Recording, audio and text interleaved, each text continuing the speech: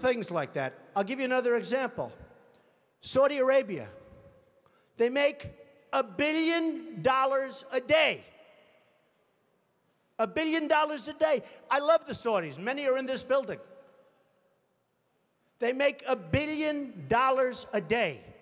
Whenever they have problems, we send over the ships. We're going to protect. What are we doing? They got nothing but money. If the right person asked them, they pay a fortune.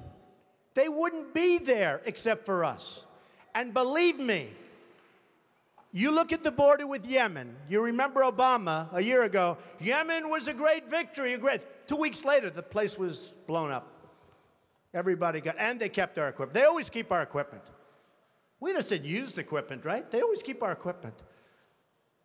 We ought to send some real junk, because frankly, we ought to send our surplus. We're always losing this gorgeous brand new stuff. But look at that border with Saudi Arabia. Do you really think that these people are interested in Yemen? Saudi Arabia, without us, is gone. They're gone. And I'm the one that made all of the right predictions about Iraq. You know, all of these politicians that I'm running against now, it's so nice to say I'm running as opposed to if I run, I'm running. But all of these politicians that I'm running against now, they're trying to disassociate. I mean, you looked at Bush. It took him 5 days to answer the question on Iraq. He couldn't answer the question. He didn't know. I said, is he intelligent? Then I looked at Rubio. He was unable to answer the question. Is Iraq a good thing or a bad thing? He didn't know. He couldn't answer the question. How are these people going to lead us? How are we going to go back and make it great again? We can't. They don't have a clue. They can't lead us. They can't. They can't even answer simple questions. It was terrible. But Saudi Arabia is in big, big trouble. Now, thanks to fracking and other things, the oil is all over the place. And I used to say it. There are ships at sea, and this was during the worst crisis, that were loaded up with oil. And the cartel kept the price up. Because, again, they were smarter than our leaders. They were smarter than our leaders. There is so much wealth out there that can make our country so rich again, and therefore make it great again. Because we need money. We're dying. We're dying. We need money. We have to do it. And we need the right people.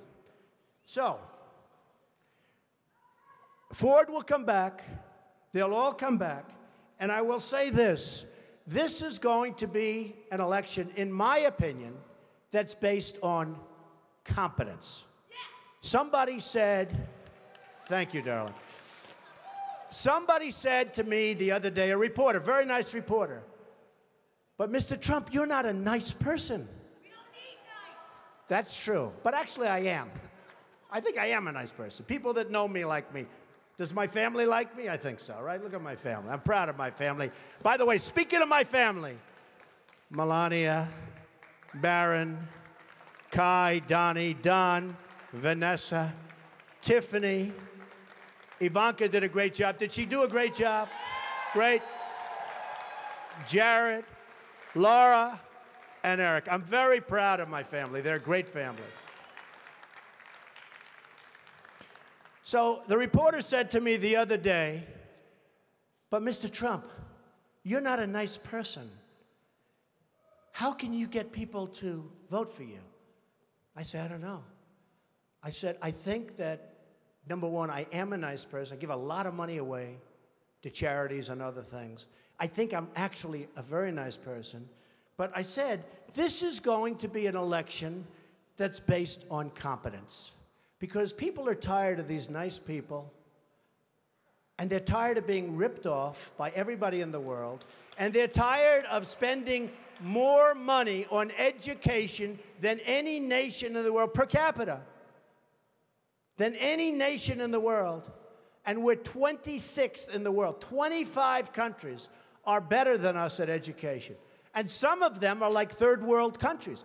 But we're becoming a third world country because of our infrastructure, our airports, our roads, everything. So one of the things I did, and I said, you know what I'll do? I'll do it. Because a lot of people said, he'll never run. Number one, he won't want to give up his lifestyle. They're right about that, but I'm doing it. Number two, I'm a private company, so nobody knows what I'm worth. And the one thing is that when you run, you have to announce and certify to all sorts of governmental authorities your net worth. So I said, that's okay. I'm proud of my net worth. I've done an amazing job. I started off, thank you. I started off in a small office with my father in Brooklyn and Queens. And my father said, and I love my father, I learned so much. He was a great negotiator. I learned so much just sitting at his feet, playing with blocks, listening to him negotiate with subcontractors. But I learned a lot. But he used to say, Donald, don't go into Manhattan. That's the big leagues. We don't know anything about that. Don't do it. I said, Dad, I got to go into Manhattan. I got to build those big buildings. I got to do it, Dad. I've got to do it. And after 4 or 5 years in Brooklyn, I ventured into Manhattan and did a lot of great deals. The Grand Hyatt Hotel. I was responsible for the convention center on the West Side. I did a lot of great deals, and I did them early and young. And now I'm building all over the world, and I love what I'm doing. But they all said, a lot of the pundits on television, well, Donald will never run. And one of the main reasons is he's private, and he's probably not as successful as everybody thinks.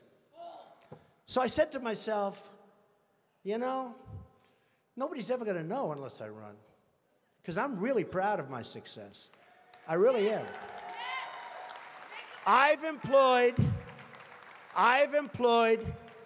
tens of thousands of people over my lifetime. That means medical, that means education, that means everything. So a large accounting firm and my accountants have been working for months because it's big and complex, and they've put together